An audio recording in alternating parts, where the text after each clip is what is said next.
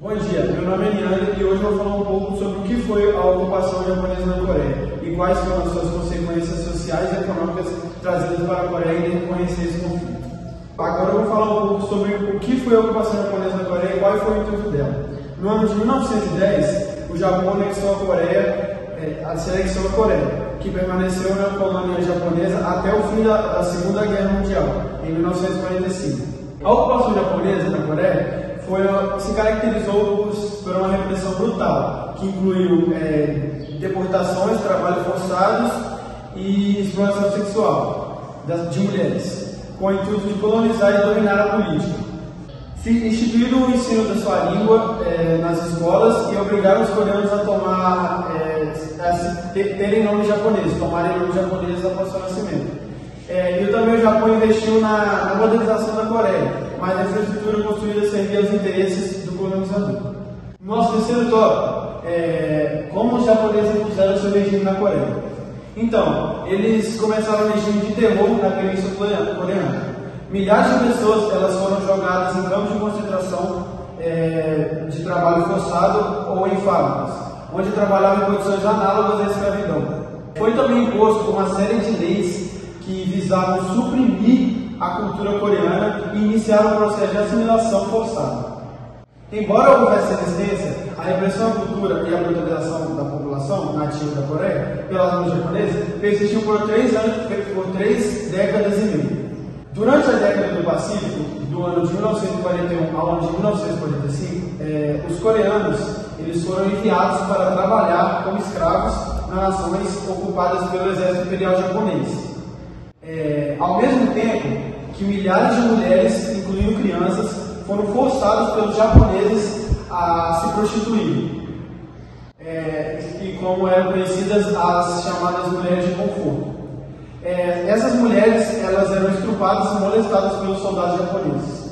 Agora no quarto tópico, o pós-confronto, embora posteriormente o governo japonês já tenha pedido desculpas pelos seus crimes na Coreia, ainda há nítidas relações de tensões entre esses dois países no século XXI. Ainda que siga uma relação amigável e cooperativa, ainda permanece meio tensa, ao menos socialmente falando. A administração japonesa na Península Coreana foi dirigida pelo chamado governo central. Quando os japoneses se renderam aos aliados, em 1945, a Coreia foi dividida em duas, como sistemas políticos economicamente distintos. Para cada. A norte comunista, sob a influência soviética, e a sul capitalista, sob influência estadunidense. O governo imperial japonês sobre a Coreia acabou em 1945, quando as tropas dos Estados Unidos e as tropas da União Soviética invadiram a Península do Sul, pelo sul e pelo norte, respectivamente ocuparam militarmente a região. No ano de 1965, todos os chamados tratados desiguais assinados entre Coreia e Japão Imperial, especialmente aqueles firmados entre os anos de 1905 e 1910, foram declarados ilegais e, consequentemente, nulos. Um novo tratado de cooperação e boa relação foi assinado entre o Japão e a Coreia do Sul, ainda no ano de 1965. Agora eu vou falar um pouco sobre a relação da ONU com esse conflito. Como já dito, a ocupação japonesa da Coreia ocorreu entre os anos de 1910 e 1945, com políticas de assimilação da cultura e repressão política. A Liga das Nações não conseguiu impedir ou condenar a ocupação. Após a Segunda Guerra Mundial, a ONU herdou o problema. A Resolução 195 da ONU recomendou um governo temporário na Coreia, mas a guerra da Coreia eclodiu antes da conclusão desse processo. A ocupação teve impacto significativo na história da Coreia, moldando o desenvolvimento político e social das Coreias, tanto a Coreia do Norte quanto a Coreia do Sul. As relações regionais ainda são influenciadas por esse período. Agora, o impacto econômico que esse conflito trouxe para ambas as Coreias.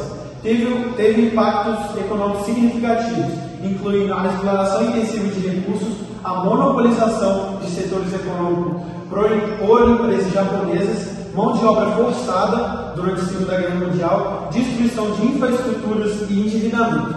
Esses efeitos persistiram pós-guerra, mas as Coreias conseguiram superar os desafios e alcançar notáveis avanços econômicos, com a Coreia do Sul emergindo como uma econômica desenvolvida.